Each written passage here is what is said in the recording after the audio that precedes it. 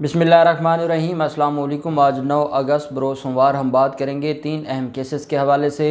आज Islamabad high court में Usman Mirza video scandal के एक मुलज़िम की दरख्वास्त ज़मानत पर समाअत हुई है, उसकी मुख्तसर तफसीलात आपके साथ शेयर करूँगा।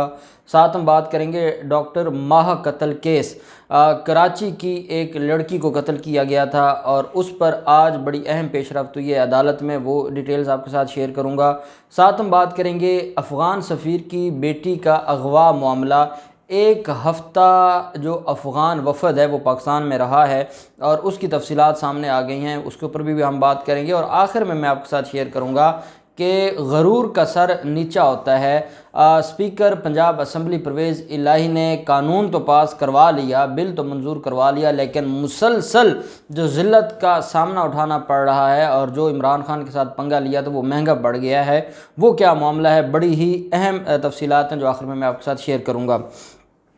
पहले डॉक्टर माह का जो मामला है उसको देख लेते हैं। ये डॉक्टर माह का जब कत्ल होता है उस वक्त पुलिस पहले इस केस को मुबैना ख़ुदकुशी बनाती है और ख़ुदकुशी के ज़ुमरे में लेकर आती है। फिर डॉक्टर माह के जो वालिदैन थे उनकी तरफ से इल्ज़ाम लगाया जाता है पुलिस पर कि ये कातलों को बचा रहे हैं। फिर कातलों को गिरफ़्तार किया जाता है, कातलों के ख़िलाफ़ कार्रवाई शुरू होती है। आज कातलों के ख़िलाफ़ फ़र्द जुर्म आयद कर दी है अदालत ने। डॉक्टर माह मुबैना ख़ुदकुशी इस केस में मुलज़मान पर जो फ़र्द जुर्म आयद की गई है उसमें यह कहा गया है क्योंकि जो डॉक्टर माह है उसने ख़ुदकुशी जो की थी उसके पीछे वजह क्या थी, क्या उसके साथ कुछ ज़्यादती हुई, और अब तो मेडिकल ने यह साबित कर दिया कि उसके साथ ज़्यादती हुई है।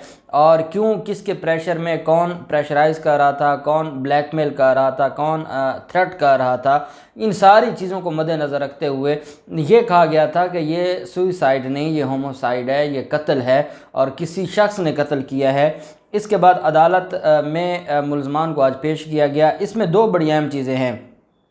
एक तो जो इस केस के अंदर शवाहिद छुपाने का इल्ज़ाम है मुलज़मान पर, क्योंकि मुलज़मान ने DNA के लिए अपने नमूने नहीं दिए, वो दफ़ा भी इसमें ऐड की गई है। इसके अलावा जो मेडिकल का मामला है, मेडिकल की दफ़ात शामिल की गई हैं कि मेडिकल में बच्चे के जो डॉक्टर माह है उसके साथ ज़्यादती साबित हुई है, उन दफ़ात को, रेप की दफ़ात को शामिल किया गया है। और इसके अलावा जो कत्ल बिस्सबब है उसकी दफ़ात को भी इसमें शामिल किया गया है। कराची की ये सेशन अदालत है, उसमें समाअत हुई है। समाअत में मुलज़मान के ख़िलाफ़ फ़र्द जुर्म में शवाहिद छुपाने की दफ़ात को शामिल किया गया। इस्तग़ासा ने कहा मुलज़मान ने DNA का नमूना ताहाल नहीं दिया। DNA नमूना ना देना मुलज़मान के शवाहिद छुपाने की जो कोशिश है, जिस पर अदालत का कहना था DNA के लिए नमूना नहीं दिया तो आप SP इन्वेस्टिगेशन से रब्ता कर सकते हैं। इस्तग़ासा ने अदालत से फ़र्द जुर्म की कार्रवाई मुअख्खर करने की इस्तदाद दी। अदालत ने रिमार्क्स में कहा कि मुलज़मान के ख़िलाफ़ ज़्यादती की दफ़ात फ़र्द जुर्म में शामिल हैं। फ़र्द जुर्म की कार्रवाई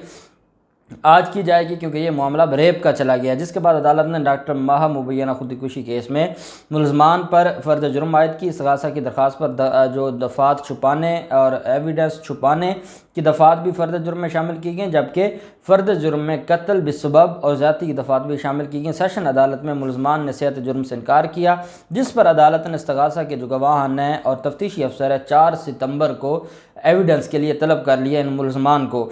जबकि जो फैमिली है डॉक्टर माह की, उनका ये कहना है कि हमें अदालतों पर पूरा यकीन है और हम समझते हैं कि जिस तरीके से पुलिस ने इन्वेस्टिगेशन की है और पूरी कौम ने हमारा साथ दिया है, तो इस तरह अगर ये मामला चलता रहा तो इंशाअल्लाह हमें इंसाफ मिलेगा। क्योंकि ये जो ख़ुदकुशी का केस बनाया गया था अब वो साबित हो गया है कि वो ख़ुदकुशी नहीं बल्कि कत्ल था। दूसरी तरफ जो मामला है अफ़गान वफ़द का, आज दौरा पाकिस्तान का आखिरी दिन था और ये 1 अगस्त से 8 अगस्त तक वो पाकिस्तान में रहे। और उसमें पाकिस्तान ने जो उनसे मुतालबा किया है अफ़गानिस्तान से कि हमें मज़ीद मालूमात भी दें और सफ़ीर की बेटी तक हमें रसाई दें ताकि हम इन्वेस्टिगेशन कर सकें। इसमें दौरे के दौरान अफ़गान वफ़द ने कानून नाफिज करने वाले अफसरान और वज़ारत ख़ारजा के हुक्काम से मुलाकातें की, जिसमें वफ़द को वाक़या से मुतल्लिक़ जो तफसीली ब्रीफिंग है वो दी गई। अफ़गान वफ़द को सेफ़ सिटी इस्लामाबाद ऑफ़िस का दौरा भी कराया गया और मुख्तलिफ़ लोकेशंस की वीडियोज़ भी दिखाई गई। अफ़गान वफ़द को तमाम लोकेशंस का दौरा भी करवाया गया और टेक्निकल डाटा, मोबाइल फोरेंसिक, जियो फाइनेंसिंग से मुतल्लिक़ भी आगाह किया गया और बताया गया कि आप वीडियो में देख دیکھ سکتے ہیں افغان سفیر کی بیٹی آزادانہ اپنی مرضی سے مختلف ٹیکسیوں میں وہ مختلف جگہوں پر آ جا رہی ہے، اور وہ اپنے پرسنل جو کام کے سلسلہ میں آ جا رہی تھی، اور اس کا پاکستان کے اوپر الزام لگا کے دنیا کے سامنے بدنام کرنے کی کوشش کی گئی ہے۔ ترجمان کے مطابق جو پاکستان کے وزارت خارجہ ان کے ترجمان کے مطابق افغان وفد کو شکایت کی روشنی میں مکمل تحقیقات سے آگاہ کیا گیا اور باور کرایا گیا کہ شکایات میں کیا گیا دعویٰ ثابت نہیں ہوا۔ پاکستان نے مزید معلومات اور سفیر کی بیٹی تک رسائی کی درخواست کی ہے۔ وفد کو افغان سفارت خانے، قونصل خانے پر سیکیورٹی بڑھانے پر بھی آگاہ کیا گیا ہے، اور ترجمان دفتر خارجہ نے کہا کہ پاکستان افغانستان کے ساتھ اپنے تعلقات کو بہت اہمیت دیتا ہے۔ پرامن افغانستان کے لیے مشترکہ طور پر کام کرنا انتہائی ضروری ہے۔ امید ہے افغان سفارت خانہ اسلام آباد میں اپنے معمول کے مطابق کام شروع کرے گا اور پاکستان پر جن لوگوں نے الزام لگایا ان لوگوں کے خلاف کارروائی کرے گا، اور جو لوگ اس سارے کے سارے معاملے میں ملوث تھے۔ پھر معاملہ آ جاتا ہے عثمان مرزا کا۔ آپ جانتے ہیں کہ یہ وہ بدبخت درندہ ہے۔ E11 اسلام آباد میں ایک ویڈیو سکینڈل سامنے آیا تھا، اور 2.5 گھنٹے کی ویڈیو سامنے آئی تھی، اور عثمان مرزا وہ ویڈیو بناتا ہے، اور اس کے خلاف کافی فیمیلز نے الگ سے بھی اپنی اپلیکیشنز دی ہیں۔ ایک ملزم تھا عمر بلال، جو کہ ان کے ساتھ کو اکیوز تھا، اس نے اپنی درخواست ضمانت دائر کی تھی اسلام آباد ہائی کورٹ میں۔ اسلام آباد ہائی کورٹ کے جسٹس طارق محمود جہانگیری نے درخواست ضمانت پر سماعت کی۔ درخواست گزار کی جانب سے شیر افضل ایڈوکیٹ صاحب، جبکہ سرکاری وکیل اسامہ طارق ایڈوکیٹ صاحب عدالت میں پیش ہوئے۔ سرکاری وکیل نے عدالت سے استدعا کی کہ جواب جمع کروانے کے لیے مزید وقت دیا جائے۔ وکیل درخواست گزار نے کہا کہ بیرون ملک جا رہا ہوں، اس لیے آج ہی دلائل سنے جائیں اور ہمیں موقع دیا جائے تاکہ ہم اپنے دلائل مکمل کریں اور ہم اس کیس کو وائنڈ اپ کریں۔ عدالت نے سرکاری وکیل کی جو استدعات اس کو منظور کرتے ہوئے 12 اگست تک جو اس کا کیس ہے اور اس کی جو ضمانت کی درخواست ہے اس کو 12 اگست تک ملتوی کر دیا۔ یہ وہ ملزم ہے جو عثمان مرزا کے ساتھ ملوث تھا، اور پھر بعد میں اس کا نام سامنے آیا تھا۔ اس نے اپنی درخواست ضمانت دائر کی تھی اسلام آباد ہائی کورٹ میں، اور اب 12 اگست کو ملزم عمر بلال کی درخواست ضمانت پر سماعت ہوگی۔ دوسری طرف معاملہ آ جاتا ہے اسپیکر پنجاب اسمبلی کا۔ اسپیکر پنجاب اسمبلی نے ایک قانون پاس کروایا استحقاق بل کے نام سے، اور وہ قانون پاس ہونے سے پہلے اسپیکر اسمبلی نذیر چوہان کے معاملہ پر سیاست کرنا چاہتے تھے، وہاں سے ناکامی ہوئی، اور جب معاملہ صلح صفائی ہو گئی اس کے باوجود اسپیکر پنجاب اسمبلی یہ دھمکی لگاتے رہے کہ میں اس معاملے کو میں وائنڈ اپ نہیں کروں گا، بلکہ میں اس معاملے پر جو ذمہ داران ہیں جنہوں نے پروڈکشن آرڈرز پر عمل درآمد نہیں کیا یا آرڈرز کو اوبے نہیں کیا تو میں ان کے خلاف کارروائی کروں گا۔ پھر ایک قانون پاس ہوتا ہے، اس قانون میں استحقاق بل پہلے پاکستان پیپلز پارٹی پارلیمنٹیرین کے ممبر کی طرف سے پیش کیا جاتا ہے۔